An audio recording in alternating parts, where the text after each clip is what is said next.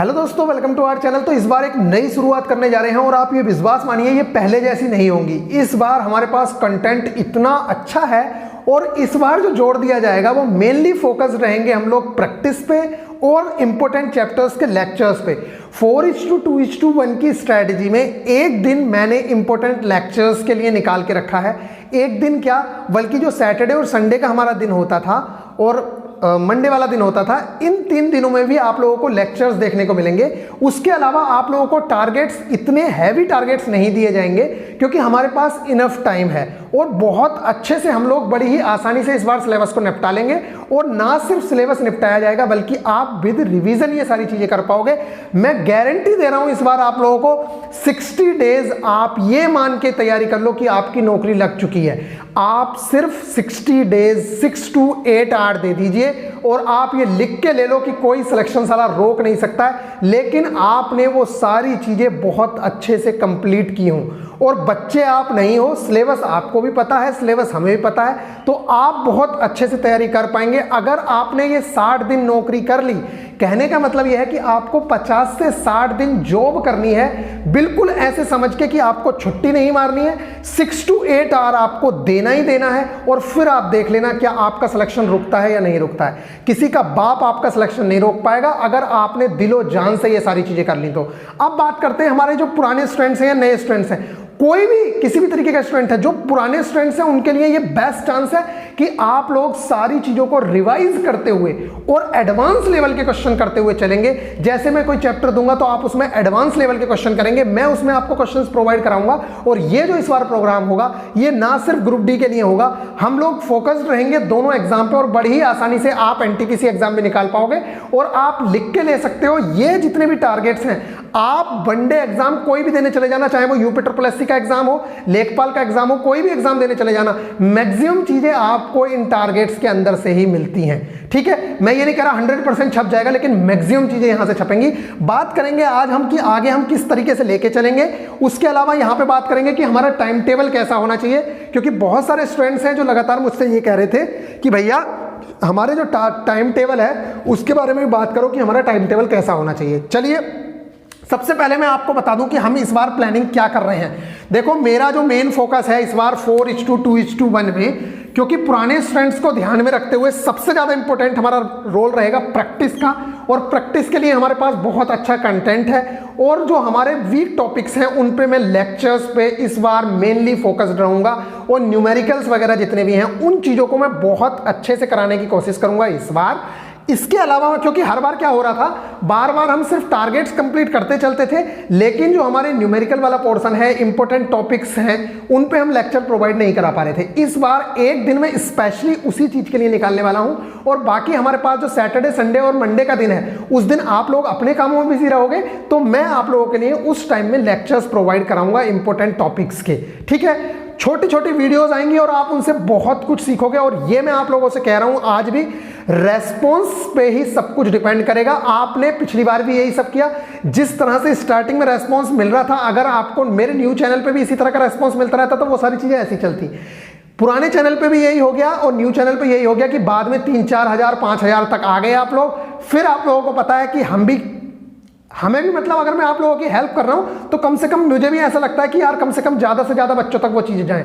तो गाइज, आप सब लोगों से रिक्वेस्ट रहेगी कि अब ये जो प्रोग्राम स्टार्ट होगा मंडे की इवनिंग से आपको टारगेट्स मिलना शुरू होंगे या ट्यूसडे की मॉर्निंग से आपको टारगेट्स मिलना स्टार्ट होंगे। उस टाइम में आप लोगों को ये जो वीडियो है मैक्सिमम लोगों तक पहुंचानी है, जिससे कि जितने लोगों को अभी जुड़ना है वो जुड़ जाएं। हम बार बार ये चीजें स्टार्ट नहीं करेंगे। तो गाइज चलिए स्टार्ट करते हैं। क्या है, सबसे पहली बात है, टारगेट्स दोनों के एक साथ जाएंगे, चाहे वो न्यू स्टूडेंट्स हो, ओल्ड स्टूडेंट्स हो, बिल्कुल घबराने की जरूरत नहीं है। आप सबके टारगेट एक ही जगह रहेंगे और एक ही साथ चलेंगे। दोनों को एक ही टारगेट कंप्लीट करने होंगे, लेकिन ओल्ड स्टूडेंट की प्रैक्टिस पे मोस्ट इंपोर्टेंट फोकस रहेगा। और ओल्ड स्टूडेंट जो है, आप लोगों को एडवांस लेवल के क्वेश्चंस करने रहेंगे उसी चैप्टर से जिस चैप्टर से ये लोग जो न्यू स्टूडेंट हैं प्रीवियस ईयर और एग्जाम्पल करेंगे, उन्हीं चैप्टर्स के आप एडवांस लेवल के क्वेश्चंस करोगे। ठीक है, अभी आप बात करते हैं 4:2:1 में। इस बार प्रैक्टिस और चैप्टर्स के लेक्चर्स पर ज्यादा जोर रहेगा। पूरे दिन बिजी रखा जाएगा आप लोगों को। क्यों? क्योंकि आप जॉब कर रहे हो हमारे पास, और अगर आप हमारे पास 60 डेज जॉब करोगे तो उसके रिजल्ट आप लोग देख लेना, आपको क्या रिजल्ट मिलने वाले हैं। ये कोई मजाक नहीं है, विद इन अ वीक आप लोगों को सारी चीजें दिखना शुरू हो जाएंगी। और दूसरी चीज ये हो रही थी, वहां पे मुझे कुछ पुराने लेक्चर्स भी अपलोड करने पड़ जा रहे थे। अब जब पुराने लेक्चर्स अपलोड करने पड़ रहे थे तो बच्चों को लग रहा था कि हमें अपडेट कंटेंट नहीं मिल रहा।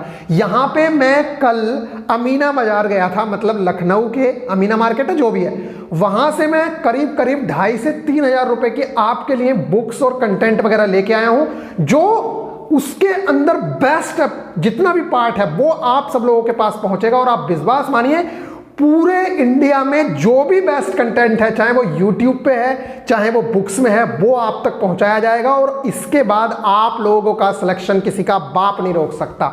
चलिए यहां पे देखिए, लेकिन शर्त यही है, देखो इस चीज का आप लोगों को भी पता होगा, 12th में जब करते हैं तो सिलेबस सब कंप्लीट करते हैं। एक बच्चा 90% लेके आता है और दूसरा फेल भी होता है और 60 भी लेके जाता है। इसमें सिर्फ डिफरेंस यही है, जो 90% लेके आता है वो 10-10 बार चीजों को रिवाइज कर रहा होता है, 15-15 बार रिवाइज कर रहा होता है, क्योंकि सिलेबस तो सारे बच्चों ने ही कंप्लीट किया है। जिसके 60% आ रहे हैं उसने भी किया है, जो फेल हुआ है उसने भी किया है, और जो बच्चा 99% लेके आ रहा है उसने भी सिलेबस कंप्लीट किया है। बस डिफरेंस इतना है, जो 99% लेके आया है उसने सिलेबस को बहुत अच्छे से समझा है, उसने सिलेबस को बार बार रिवाइज किया है। जो आप लोगों की कमी है, और आप लोगों की सबसे बड़ी कमी अगर मैं बात करूं तो यही है कि आप लोग ये सोचते हो कि यार ये तो मैंने पढ़ लिया, अब मैं इसे क्या करूं।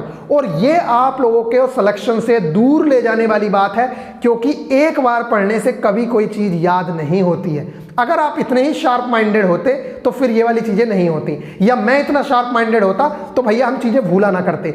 इसलिए आप लोगों को ध्यान रखना है कि चीजें तो रिपीट होंगी, लेकिन आपको वो बार बार पढ़ना है और आप लोगों को खुशी से पढ़ना है। आप लोगों के अंदर ये चीज होनी चाहिए, जज्बा होना चाहिए, आपको लगना चाहिए ये चीज आई है तो मैंने पिछली बार जो चीज थी मैंने पढ़ी थी, उसमें जो चीजें याद नहीं हुई थी वो इस बार याद कर लेनी है। तो गाइज चीजें रिपीट होंगी, बिल्कुल घबराना नहीं है। ये नहीं सोचना है कि ये तो मैंने कंप्लीट कर लिया था, आपको वो चीज दोबारा करनी है और अच्छे से करनी है। इस बार आपको उसमें से 99% चीजें, 100% चीजें याद करने की कोशिश करनी है। क्योंकि आप लोगों ने देखा होगा, बच्चे कहते हैं निगेटिव मार्किंग हो गई। निगेटिव मार्किंग होने का सबसे बड़ा कारण यही है कि आप लोग क्वेश्चन कौन सा अटेम्प्ट करते हो, वही ना जो आपको लगता है कि इसका आंसर ये होगा।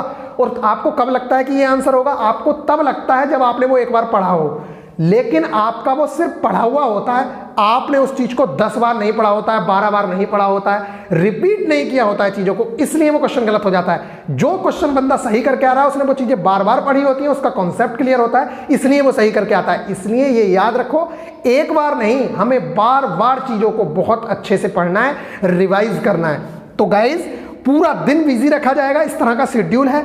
आप पूरे दिन सिलेबस के इर्द गिर्द घूमोगे।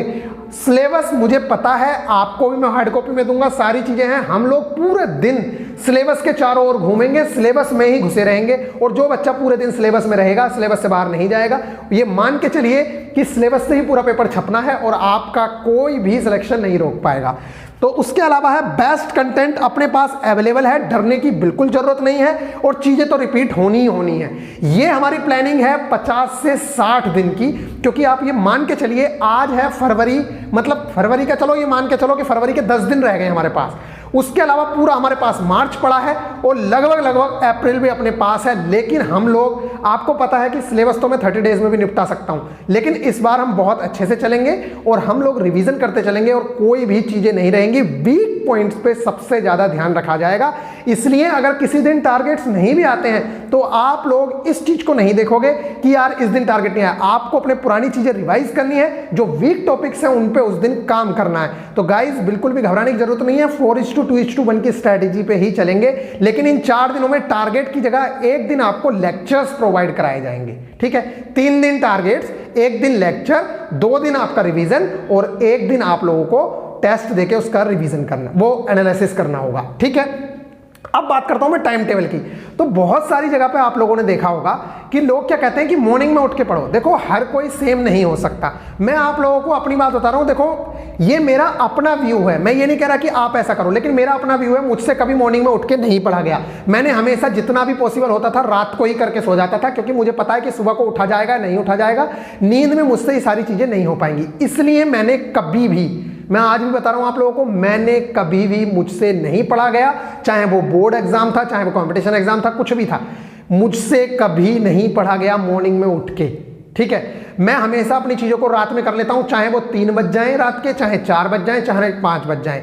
इसलिए मॉर्निंग में उठ के नींद में पढ़ना अगर आपसे नहीं पढ़ा जाता है, वैसे अच्छी बात होती है कि शुभ मुहूर्त में पढ़ा जाए, मेरे दादाजी भी बोलते थे, लेकिन भाई पॉसिबल नहीं होता है मुझसे, या बहुत सारे स्टूडेंट ऐसे होंगे जिनसे ये पॉसिबल नहीं हो पाता है। तो आपको नींद में बैठे रहने से अच्छा है कि जब आपका माइंड एक्टिव हो, चाहे वो रात में चाहे वो दिन में, जब आपका माइंड एक्टिव हो उस टाइम पे आप लोग पढ़ाई करने की कोशिश करिए। ये कोई कंपलसरी नहीं है कि आपको मॉर्निंग में उठ के ही पढ़ना है। खान सर का भी एक लेक्चर मैंने सुना, उसमें खान सर बोल रहे थे कि उनसे भी नहीं उठा जाता, कभी वो मॉर्निंग में उठ के नहीं पढ़े।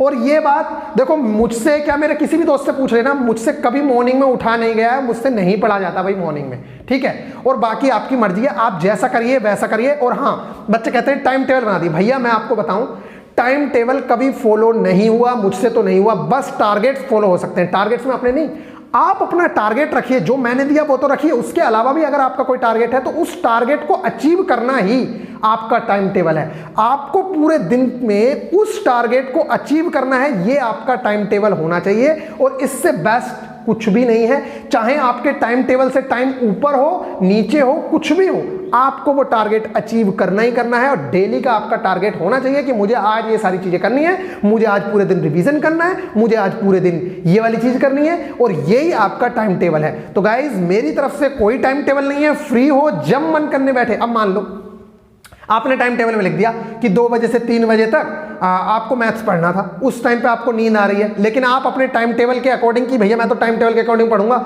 नींद में पढ़ रहे हो, भाई आप 2 घंटे ही पढ़ोगे ना तो उसका आउटपुट 10 मिनट के बराबर भी नहीं मिलने वाला है आपको।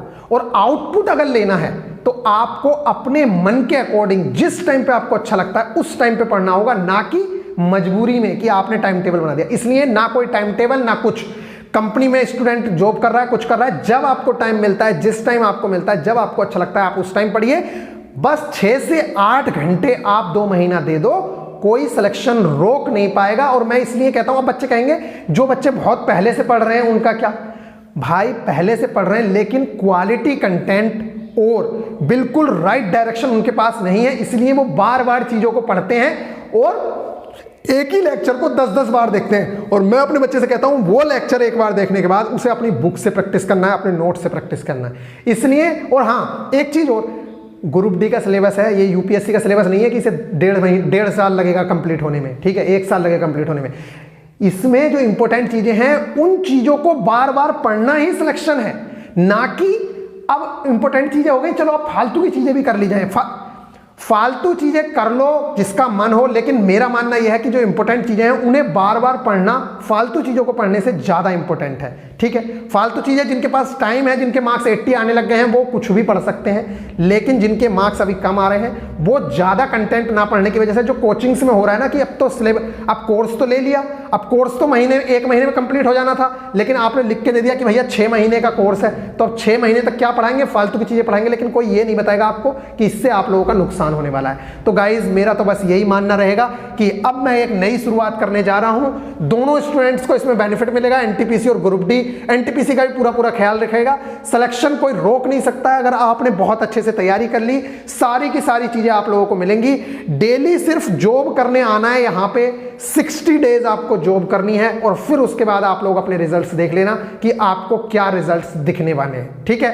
तो गाइज आई होप कि आप लोग बहुत अच्छे रिजल्ट देने वाले हो, और 60 डेज बिल्कुल यार, कम से कम इतना तो कर ही सकते हो कि जैसे वीडियो देखा करो तो उस वीडियो को लाइक कर दिया करो, अपने दोस्तों के साथ अगर शेयर कर दोगे तो हमें ये प्रोग्राम बार बार नहीं करने पड़ेंगे। और देखो ये मैं आप लोगों को बता दूं, मुझ पे किसी का दबाव नहीं है, मैंने आप लोगों से पैसा इसीलिए नहीं लेता हूं, मैं कोर्स इसीलिए नहीं बेचता हूं क्योंकि मुझे दबाव में रहना अभी पसंद नहीं है। क्योंकि भाई अगर मैं आपसे पैसे लूंगा तो फिर मेरी रेस्पॉन्सिबिलिटी बनेगी कि आपको उस टाइम पे सारी चीजें देनी। वैसे मैं टाइम पे अभी भी देता हूं जितना मुझसे हो पाता है, जॉब के साथ इतना सब कुछ करना भी बहुत बड़ी बात है, लेकिन आप लोग मुझ पे दबाव नहीं डालोगे, ठीक है। मैं खुले मन से जितनी हेल्प हो रही है मैं कर रहा हूं, लेकिन मैं किसी से दबा हुआ नहीं हूं कि आप मुझसे कहो कि भैया आज क्यों नहीं, ये पॉसिबल नहीं है। अगर ये सब करना होता तो मैं फिर आप लोगों को बिल्कुल टाइम पे सारी चीजें देता और आपसे पेड करता। मैं पेड अभी नहीं करा, और वो इसीलिए नहीं किया क्योंकि मेरे पास अभी टाइमिंग का कुछ नहीं है, और मुझसे जितनी हेल्प हो रही है, और मैं अभी ऐसे पेड नहीं करना चाहता। पहले मैं चाहता हूं कि मेरे रिजल्ट देखे पूरा इंडिया, इस बार हमारा रिजल्ट देखे, उसके बाद हम देखेंगे कि क्या करना है क्या नहीं करना है। इस बार हमें फ्री ऑफ कॉस्ट सारे स्टूडेंट्स को जितने भी हमारे साथ जुड़े हैं उनके सिलेक्शन पे जोर है और आप लोगों को सिलेक्शन दिलवाने के लिए हमें रहना है। मॉर्निंग में उठने की बिल्कुल जरूरत नहीं है, लेकिन जिस टाइम भी उठो मॉर्निंग में, चाहे मान लो 10 बजे उठो 11 बजे उठो, उस टाइम आप अपने रिवीजन पे ध्यान देना। मॉर्निंग और इवनिंग का जो टाइम होता है वो रिवीजन का बेस्ट टाइम होता है। प्रैक्टिस मोस्ट इंपॉर्टेंट रहेगी, इसलिए टेस्ट सीरीज वगैरह पे बहुत ज्यादा इंपॉर्टेंट रोल रहेगा।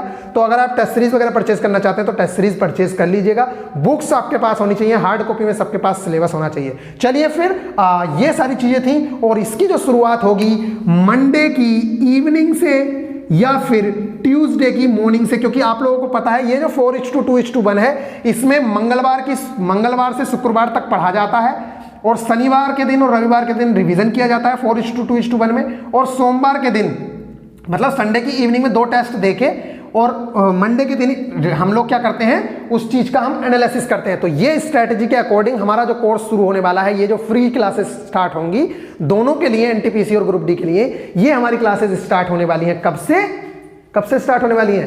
मंडे की इवनिंग से। तो गाइज आई होप कि आप लोग बहुत अच्छे होंगे और सारी चीजें चलेंगी इस बार बहुत अच्छे से, आप लोगों का सपोर्ट रहेगा और हम लोग बहुत अच्छे से सिलेबस को लेके चलेंगे। और ये मान लीजिए जब मुझे मोटिवेशन मिलता है तभी मैं कुछ कर पाता हूं, अदरवाइज आप खुद समझ सकते हैं कि मेरा भी मन नहीं होता है कि ऐसे ही मैं अपना दिमाग घुसाता रहूं। जॉब के साथ दिमाग घुसा रहा हूं, आपके साथ हेल्प कर रहा हूं, तो मेरा तभी मन होता है जब मुझे सपोर्ट मिलता है, मुझे दिखता है कि जो मैं बोल रहा हूं उसे हजारों लोग देख रहे हैं, उससे मुझे बेनिफिट मिल रहा है कि हाँ भाई मैं जो बोल रहा हूँ उसका बहुत सारे स्टूडेंट को लाभ पहुंच रहा है। तो गाइज चलिए फिर उम्मीद रहेगी कि आप लोग पूरा सपोर्ट में रहेंगे। और मैंने कई बार पूछा था आप लोगों से कि टारगेट एक साथ कर दूं कि अलग अलग कर दूं।